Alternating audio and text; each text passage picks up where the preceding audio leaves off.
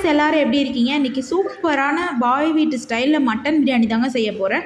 அதுக்கு 1/2 kg mutton எடுத்திருக்கேன். மட்டனை வேக வைக்கிறதுக்காக குட்டி குக்கரில் ஃபஸ்ட்டு மட்டனை போட்டுக்கிட்டேங்க. இதுக்கு ஒரே ஒரு பெரிய வெங்காயம், ஒரு தக்காளி, அதே மாதிரி ஒரே ஒரு பச்சை மிளகாய் ஆட் பண்ணிக்கிறேங்க. ஏன்னா பிரியாணி செய்யும் போது நம்ம இதெல்லாம் ஆட் பண்ணுவோம், அதனால் நிறைய போட வேண்டாம். இப்போ ஒரே ஒரு ஸ்பூன் அளவுக்கு மிளகாய்த்தூள், சில்லி பவுடர் ஆட் பண்ணிக்கோங்க. அதே மாதிரி தேவையான அளவுக்கு உப்பு ஆட் பண்ணிக்கோங்க. கறி எந்த அளவுக்கு இருக்கோ அந்த அளவுக்கு மட்டும் உப்பு ஆட் பண்ணிக்கோங்க. ஆல்ரெடி மட்டனில் தண்ணி இருக்குங்க, அதனால் நான் இந்த டம்ளரில் 6 டம்ளர் தண்ணி மட்டும் ஆட் பண்ணிக்கிறேன் மட்டன் வேகிறதுக்காக. உங்கள் வீட்டில் ஏதாவது சின்ன பசங்க இந்த மாதிரிலாம் சூப் கூட கேட்குறாங்க அப்படின்னா நீங்கள் இன்னும் கொஞ்சம் சேர்த்தி தண்ணி ஊற்றி அந்த சூப்பை கூட நீங்கள் எடுத்து கொடுக்கலாங்க. நான் 6 டம்ளர் மட்டும் ஆட் பண்ணிக்கிறேன். இது கூட நம்ம எண்ணெய் இதெல்லாம் சேர்க்க வேணாங்க. இது கூட ஒரே ஒரு கரண்டி அளவுக்கு இஞ்சி பூண்டு பேஸ்ட், கொஞ்சமாக மஞ்சத்தூள் ஆட் பண்ணிக்கிறேங்க. இந்த அளவுக்கு மட்டும் ஆட் பண்ணிக்கிறேன். இது எல்லாத்தையும் கலக்கி விட்டு மூடி போட்டு விசில் விட்டு 6 விசில் விட்டு நான் எடுத்துக்கிறேங்க. அதாவது மட்டன் இன்னும் நல்லா வேகணும் அப்படின்னா 8 விசில் போட்டுக்கோங்க. எனக்கு இந்த அளவுக்கு இருந்தால் போதும். கரெக்டாக தான் மட்டன் இன்றைக்கி இருக்குது. ரொம்ப கடினமாக இருந்துச்சுன்னா 8 விசில் விட்டுக்கோங்க. நான் 6 விசில் மட்டுமே தான் விடுறேன். சில மட்டன் பார்த்திங்கன்னா டக்குன்னு வேகாத மாதிரி இருக்கும். அந்த மாதிரி மட்டன் எல்லாத்துக்குமே ஒரு 8 விசில் ஒன்றா விட்டுக்கலாம். ரொம்ப விசில் இதிலே விட்டுட்டு எடுத்துட்டிங்கனாலும் பிரியாணி செய்யும் போது எடுத்துக்கும் போது குழஞ்சிருங்க. இப்போ நான் பிரியாணிக்கு தேவையான இஞ்சி பூண்டு பேஸ்ட், 3 பச்சை மிளகா, 2 பெரிய தக்காளி, 3 பெரிய வெங்காயம், ஒரு கையளவு புதினா எடுத்து வச்சுருக்கேங்க. பாருங்கள், மட்டன் விசில் வந்துருச்சு. சூப்பராக மட்டனும் வெந்து வந்துருச்சுங்க. இப்போ நான் பிரியாணி செய்கிறதுக்கு பெரிய குக்கர் வச்சுக்கிறேன். இதில் நான் தேங்காய் எண்ணெயில் தாங்க பிரியாணி செய்ய போகிறேன். எல்லாருமே அதில் ட்ரை பண்ணுங்கள், சூப்பராக இருக்கும். இல்லை தேங்காய் எண்ணெய் வேணாம் அப்படின்னிங்கன்னா கடலை எண்ணெயிலையும் செய்யலாம். பிரியாணி இலை, பட்டை, கிராம்பு, லவங்கம், அன்னாசிப்பூ, முந்திரி இது எல்லாத்தையுமே போட்டுருங்க. இந்த மாதிரி பிரியாணி மசாலா என்னென்ன இருக்கோ அதெல்லாம் போட்டுட்டு நல்லா பொரிஞ்சதுக்கப்புறம் நம்ம பெரிய வெங்காயம் இருக்குது இல்லைங்களா, அதை ஆட் பண்ணிக்கிறோம். பெரிய வெங்காயம் நல்லா அந்த மாதிரி பொறுன்னு நல்லா பொரிஞ்சிருக்கணுங்க. கோல்டன் ப்ரௌனுக்கு வர அளவுக்கு நல்லா வறுத்துக்கோங்க. பிரியாணி பொறுத்தளவுக்கு எந்த அளவுக்கு பொறுமையாக அந்த அளவுக்கு ஒவ்வொரு ஸ்டெப்பும் பண்ணுறீங்களோ அந்த அளவுக்கு பிரியாணி டேஸ்ட்டாக வருங்க. இப்போ நான் வெங்காயம் போட்டிருக்கேன் அப்படின்னா ஃபஸ்ட்டு வெங்காயம் நல்லா கோல்டன் ப்ரௌன் வந்ததுக்கப்புறம் நெக்ஸ்ட் என்ன போடணுமோ அதை போட்டுக்கலாம். அந்த மாதிரி பண்ணுங்கள்.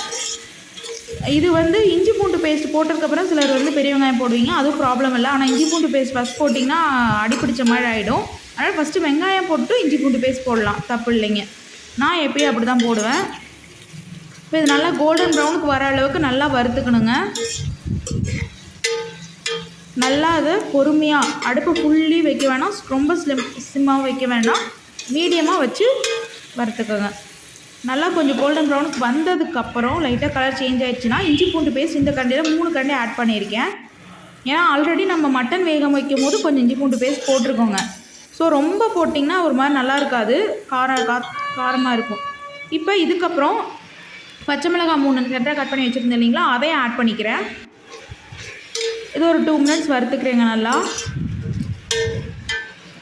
நல்லா இந்த மாதிரி கிண்டி விடுங்க.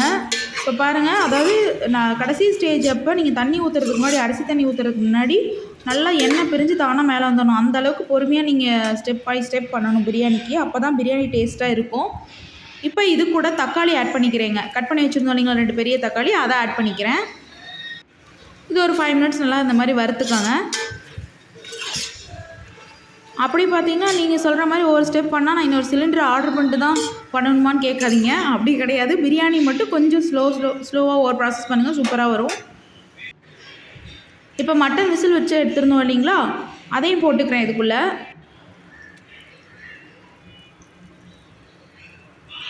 இது கூட 2 ஸ்பூன் சில்லி பவுடர் ஆட் பண்ணிக்கிறேன். சக்தி சில்லி பவுடர் 2 ஸ்பூன் ஆட் பண்ணிக்கிறேன். 1 ஸ்பூன் வீட்டிலே அரைச்ச பிரியாணி மசாலா, கிராம்பு, பட்டை, ஏலக்காய் இதெல்லாம் போட்டு அரைச்சது, ஈக்குவல் ரேஷியோவில் அரைச்சி வச்சுருக்கேன் பிரியாணி மசாலா, அதை ஆட் பண்ணிக்கிட்டேங்க. அதை எப்படி பண்ணுங்கிறது என்னோடய ஃபஸ்ட் வீடியோஸ்லாம் இருக்குது, வேணால் போய் பாருங்கள். நல்லா இந்த மாதிரி கிண்டி விடுங்க. நல்லா இந்த மாதிரி வறுத்துக்கணும். ஸ்லோ ப்ராசஸாகவே பண்ண ஆரம்பிங்க. பாருங்கள், இது பார்த்தீங்கனாலே தெரியும், எண்ணெய் பிரிஞ்ச மாதிரி கிட்டத்தட்ட வந்துடும் பாருங்கள்.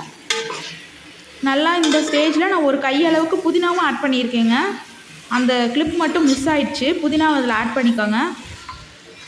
நல்லா இந்த மாதிரி ஸ்லோவாக கிண்டி விட்டே இருங்க. தானாகவே எண்ணெய் பிரிஞ்ச அளவுக்கு வந்துடும்.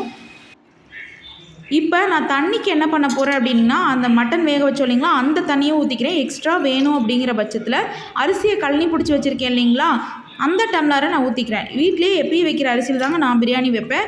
1 டம்ளருக்கு 2 டம்ளர் கணக்கு தான் அரிசி. இது தண்ணி ஊற்றிருக்கேன். தேவையான அளவுக்கு உப்பு பார்த்துக்கோங்க. பாருங்கள், மட்டனுங்கிறனால நல்லா மட்டனோட அந்த எண்ணெய் பசையும் நம்ம ஊற்றுனது எல்லாமே திறந்து வந்திருக்கு. நல்லா கொதிக்கும் போது அரிசியை போட்டுருங்க. கடைசியாக குக்கரை க்ளோஸ் பண்ணுறதுக்கு முன்னாடி உப்பு காரம் செக் பண்ணிக்கோங்க. இப்போ மூடியை நல்லா கொதிச்சிருச்சு. அரிசியும் போட்டதுக்கப்புறம் மூடி வச்சுட்டு 2 விசில் விட்டு நான் எடுத்திருக்கேன் பாருங்கள். சூப்பராக மட்டன் பிரியாணி ரெடிங்க. கண்டிப்பாக நீங்களும் ட்ரை பண்ணுங்கள். எல்லாருக்குமே ரொம்ப பிடிக்கும். கண்டிப்பாக ட்ரை பண்ணுங்கள், ஷேர் பண்ணுங்கள், சப்ஸ்கிரைப் பண்ணுங்கள், கமெண்ட் பண்ணுங்கள், லைக் பண்ணுங்கள். ஃப்ரெண்ட்ஸ், எல்லாருமே வீடியோ பார்க்குறீங்க, ஒரு சப்ஸ்கிரைப் பட்டனை தட்டி விட்டு பாருங்கள் ஃப்ரெண்ட்ஸ். கண்டிப்பாக நீங்களும் எல்லோரும் ட்ரை பண்ணுங்கள். வீட்டில் ட்ரை பண்ணிவிட்டு எப்படி இருந்துச்சுங்கிறத கண்டிப்பாக கமெண்ட்டில் சொல்லுங்கள். சூப்பராக அந்த மட்டன் பிரியாணியோட கொஞ்சம் ரைத்தா, அந்த முட்டை, இது எல்லாத்தையும் வச்சு சாப்பிடுங்க. சூப்பராக இருக்குங்க. கண்டிப்பாக நீங்களும் எல்லாருமே ட்ரை பண்ணிவிட்டு கமெண்ட் பண்ணுங்கள், சப்ஸ்கிரைப் பண்ணுங்கள். தேங்க்யூ.